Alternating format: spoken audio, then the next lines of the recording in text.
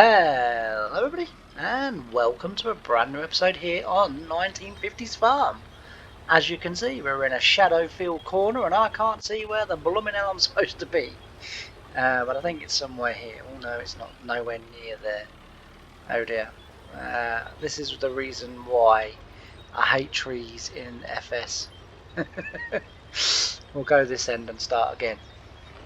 We will go this end and we will start again. It's a bit of an awkward thing when you've got trees in one corner. Those trees will eventually disappear.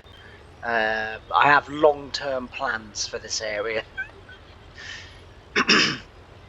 Although, having said that, my long-term plans can't be too dramatic because many years later, after Harry obviously started his farm,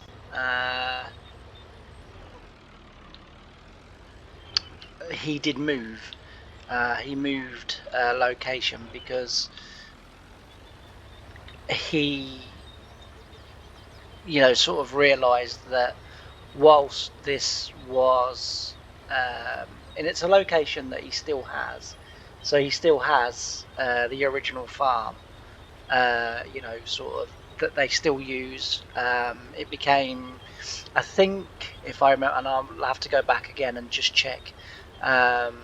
Honestly, I've been so busy with just a million and one things recently that I kind of just, I don't know, just lost track of everything. But I'd need to go back and check, but because I'm kind of doing this from memory. But as I remember, Harry is. Oh, let's have a look. I'm trying to see if we can. I caught the steering wheel in case you're wondering what happened there. So I tell you, I've been like leading up to starting recording, and everything's been going perfect. The second I start recording, and everything goes to blooming, everything goes to pot. Anyway, yeah. So I think if I remember correctly, Harry, the original area, so this area where the farm was, or still is, as I say, because they still use it. But I think it's their cattle and dairy now. I think mainly their cattle.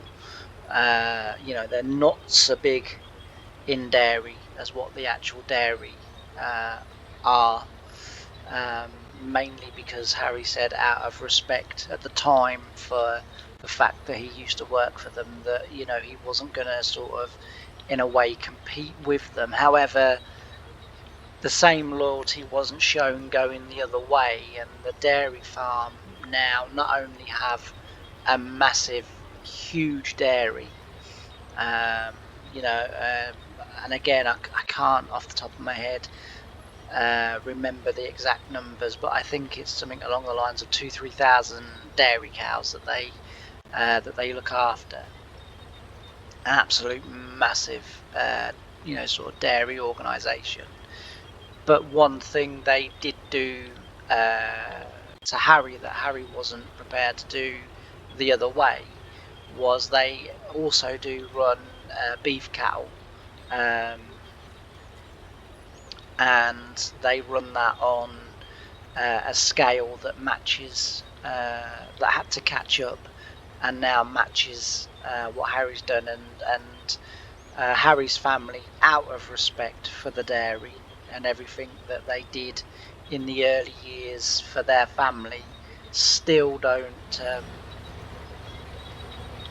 run the amount of dairy cattle that I think probably they would if it was someone else they were competing with. So it just kind of goes to show that one man can show another man loyalty and respect, but don't necessarily think that's what you're going to get in return. So but eventually, as I say, Harry moved his farm not that far down the road to an area where it got rebuilt and the dairy was added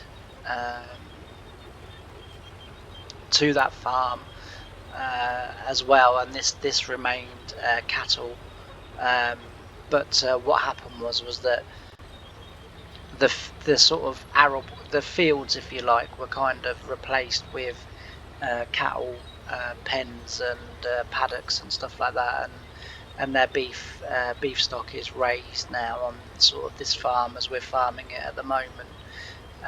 But yeah, so we've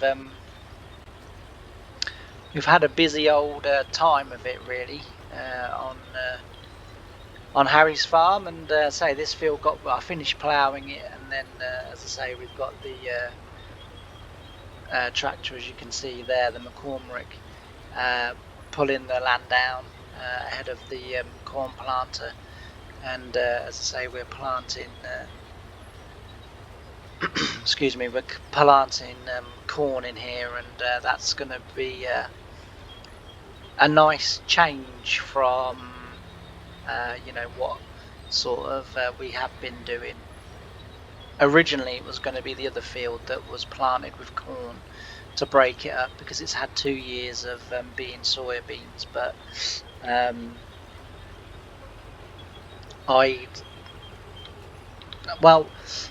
it's an odd thing, I don't remember, and I've looked back through the episodes and I can't find the episode where I drilled it, but it's drilled with soybeans, and it's been rolled and it's been fertilised, but I've kind of sort of looked back through because I thought, I don't remember doing that. And I've looked through the last sort of 4 or 5 episodes where we've been sort of spring drilling, and well, I think it's like 3 or 4 episodes, but where we've been sort of like spring drilling and stuff, and I've kind of like, and I haven't seen that, so I don't really know what's happened, to be fair. I don't know how that's come to be planted with soybeans, but planted with soybeans it is. So, and as I say, it's also been rolled as well. So, yeah, not really sure how that, as I say, came to be, but it is. So it's soybeans, because I was kind of like, well, I must have done it, and then I thought, did I do it off camera one day? And I thought, well, I wouldn't have done that because it's part of Harry's farm, and Harry's farm is the one where I do pretty much everything on camera, because in theory that's the farm we're following.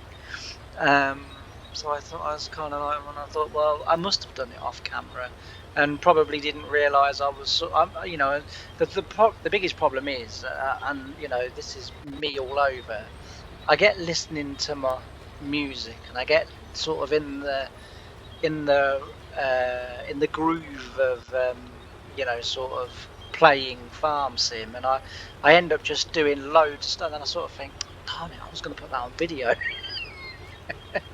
And it could well be that's sort of what I've done, and sort of kind of still not really realised that I've done it. So yeah, so next year that'll be cool. Or it might be wheat next year actually, because now that we've got 3 fields, we can now grow 3 separate crops, which is really good. So yeah, I'm sort of kind of thinking that next year, as I say, it could be wheat, and then this can be soybeans, and the other one can be corn.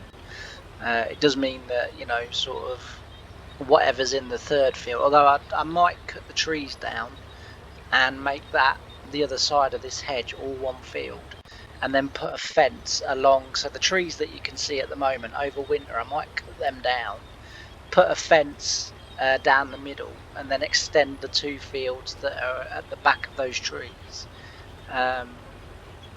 I could do that, and we could get a log splitter going on, and we would have firewood. Not only that, but we could also sell wood as well, because again, back in the 1950s, with everything that was going on, the one thing that the one industry that kind of remained was the wood industry. I'm guessing furniture, sort of firewood in general, but a lot of the buildings obviously, had a lot of timber in them. Eventually that market would again fall the same as all the other markets, because you've got to remember that, and quite interestingly, actually, I was, you've heard me talk about my friend Ray, who I used to work with, who watches this series, because this is an era of farming that he was sort of a young lad in, and this is where he learned his his trade and that, and sort of working as a 8, 9, 10-year-old boy on the farms, and sort of going from there. And I was sort of talking to him, and we was sort of having a chat the other day, and he said to me, he said, it always intrigues me why you decided to do it in America, given that you're from the UK, given that you're from Britain, obviously. And I said, well, when I was kind of researching the 1950s, I said I kind of saw the original story of, what was happening. And then kind of from there, I then sort of, with the help of Google, typed in, farms that were started in the war initiative. And, I said then Harry's farm was brought up, and I just kind of put the two together and started to do a series. And he's like, but we did that in this country. And I was kind of looked at him and I went, really? And he went, well, yeah, of course. He said we were no different from any other country that had been in the war. We had suffered huge loss of men and women. We our food was next to nothing. We needed to rebuild all our cities and our ports and stuff like that. This happened in the UK, and I was kind of like, yeah, I never really thought of it like that for some stupid reason. And so not only did America's markets and things crash because of what was going on in America, but then when I started to sort of then read into the UK side of things, and and it's funny because you often hear about, I don't know about in the States, but in this country you often hear about, the American British special relationship that we have and what have you. And it's good that we get on, mainly because you're 15 times the size that we are, and it's good to have you as a friend and not an enemy. Yeah, so it's sort of kind of good for that, but I don't know, but anyway, because I'm going to start to talk about something that I know very little about, and you really shouldn't be doing that. And so what kind of happened was, I'll just move the crawler to here, and then what I'll do is I'll turn it round, and then I'll walk and fetch the tractor round, because I'm going to need that bag of seed over there, because the tractor doesn't have very much seed on it at the moment. But I'll just go around there quickly and fetch the thing.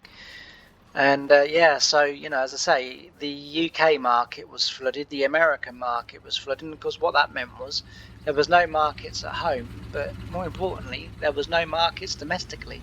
There was no one to export to, because every country had been growing the amount that they'd been growing because they needed it. And of course, in the early years, no one was exporting, because why would you export something you desperately need yourself? And as I say, eventually the world market's locked, so as I say, all kind of sort of things like that, made it so that you just couldn't sell anything. It didn't matter what you had, you couldn't sell it. And it was kind of interesting to sort of read that, and to start learning about that. I'm thinking about next year. So there's a couple of places in the UK that are dedicated to the history of farming, that are dedicated to sort of everything agricultural, and sort of stuff like that.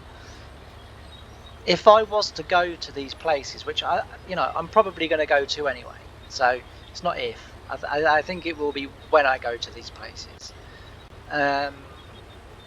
Would you guys be interested in me recording my experience there? Because if you were interested to watch a video of like kind of what happened and what went on, and I've kind of sort of started to just have a little look in the USA about whether there's sort of kind of museums or places that you can go to learn about this stuff. I'm in talks with a few people about going over to the States anyway, because one or two So without sort of kind of saying too much, uh, Harry's family have seen, unbelievably, have seen these episodes and watched these episodes, and they kind of said it would be really nice if you could come over and do some videos of the actual farm. He said, because although your farm represents our farm, it's not our farm. To us it looks very, almost, I guess, in a British way of putting it, it looks nothing like ours. Do you know what I mean?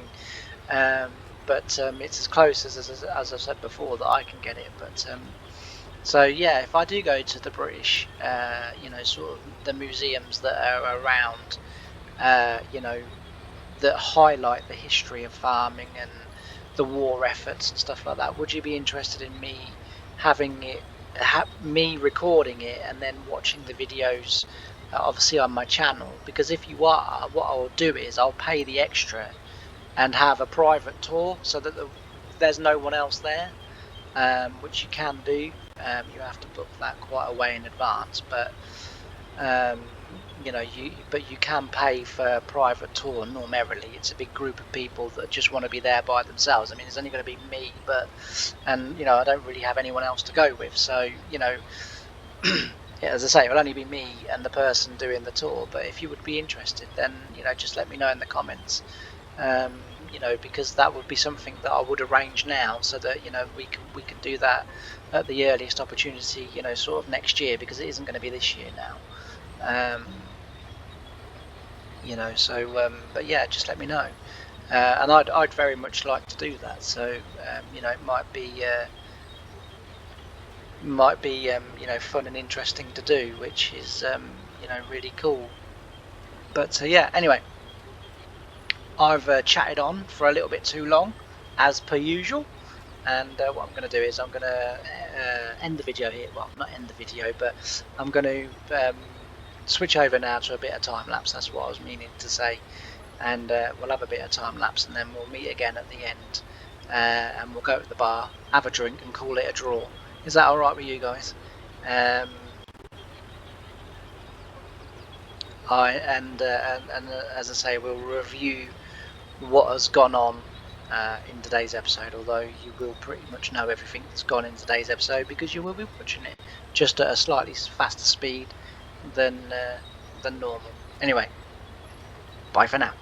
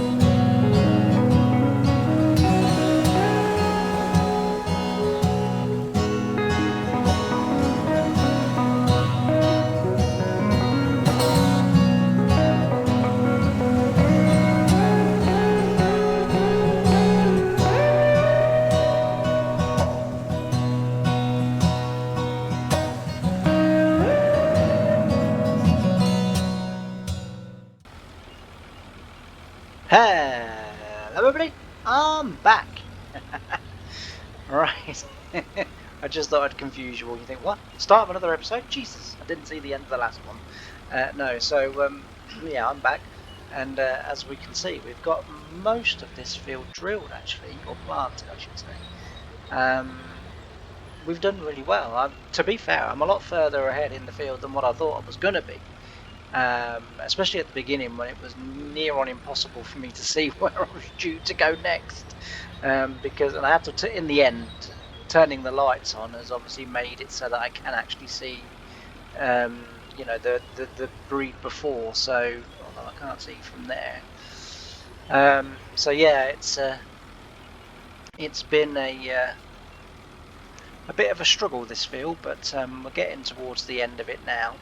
And I've had to slow down as well because I was catching the tractor up, the McCormick up, and so I've had to slow down as well.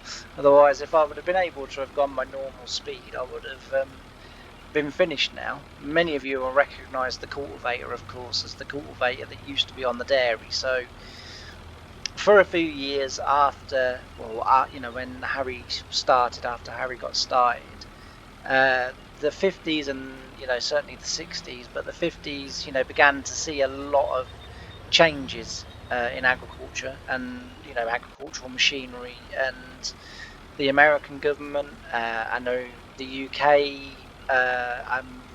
government did the same thing. It was trying to get manufacturers to make combines self-propelled so that they didn't need to be pulled by tractors. And one of the companies that would benefit from this greatly was Massey Harris, which obviously later became Massey Ferguson. Henry Ford at the time didn't take up the offer, but they were also trying to convince Henry Ford that combines were the way to go. And if he was around today to see the release of the CR11, he would probably begin to agree with that, because that is one impressive combine. And this is coming from someone who absolutely adores the Lexion 8900. So yeah, but as I say, Massey Harris benefited, and so did John Deere Lands,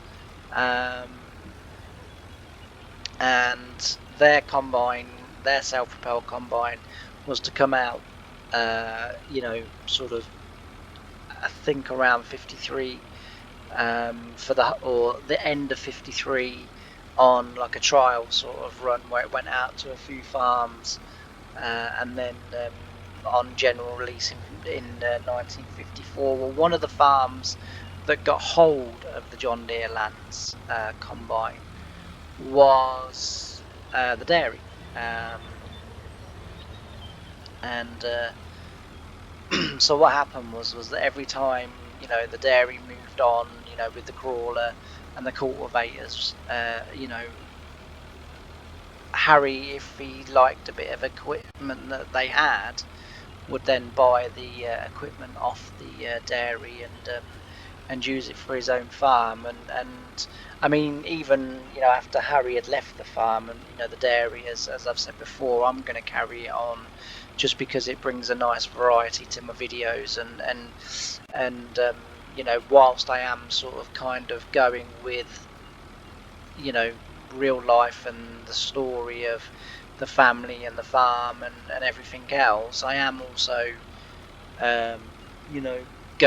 sort of playing the game for what the game is, if you see what I mean.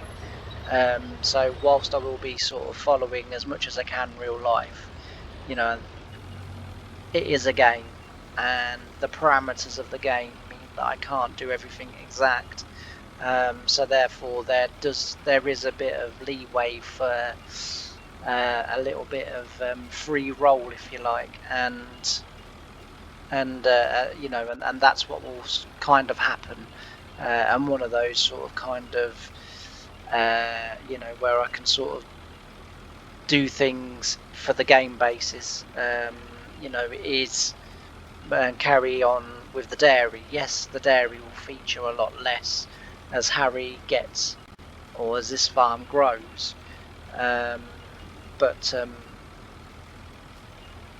because one of the things that I'm sort of, what am I on, that episode 67 now, something like that. And one thing that I sort of have started to find is that doing it as rigidly as what I've done in trying to follow real life, in trying to follow, what happened is it's kind of in a way it doesn't fit into farming sim. It means that you can't move quite as sort of freely as maybe I would like to, and the game restricts quite a lot of what I would like to do in terms of following their sort of real life narrative. So it's kind of finding that balance, and I've kind of okayed it with myself in a way, because I didn't want to do sort of this kind of almost go off and do my own thing kind of thing. I had every intentions of following it to the letter, but I've kind of cleared it with myself because I want this series to remain interesting. I want it to remain watchable, and I want to be able to just move it along a little bit. And as I say, we hopefully we'll be able to do that. So as we do, the dairy work will gradually become less and less, and Harry's farm will be a little bit more prominent. But we will still be doing different things with the dairy, so we'll still be doing the harvesting and doing the cultivations and the drilling and that sort of stuff. But the sort of dairy side of things, while I will do an odd video here and there of carting muck or muck spreading or whatever, they won't be the main focus as what they have been sort of already or so far in the series. But if you guys have any thoughts or any sort of ideas or whatever, feel free to message. I'm very approachable, and it's always good to hear other people's perspectives, especially when it's from the people that actually do watch the videos that I'm putting out in this series. So if you have something that you want to contribute or say, please say it, because who knows, it may well get added in, or it may be something that I think actually, yeah, that's a really good idea and I hadn't thought of that, and we'll go from there. But yeah, anyway, I'm going to finish this tiny little bit off, and then off camera I'm going to roll this, and then as I say, when we come back next time, we'll be either busy with the grass, so we'll have some grass cutting to do, or I may just move it on to harvest and sort of keep us moving. As I say, this winter I've got a few jobs around this farm that I'd like to do, and I'd like to record. I'd like to do some videos on that because I think it would be quite interesting. We've obviously also got the previous harvest's crop to sell, not only from our silo but also from the dairy sheds. So we've got that to do as well. So we've got plenty to be getting on with. There's no two ways about that, and get on with it we will. But I hope you've enjoyed this episode, and I hope to see you all in the next one. Don't forget to like, comment and subscribe. It helps the channel, and please feel free to share these videos wherever you feel fit, or see fit I should say. But as for now, thanks ever so much for joining me. I can't wait to see you again in the next one. Bye for now.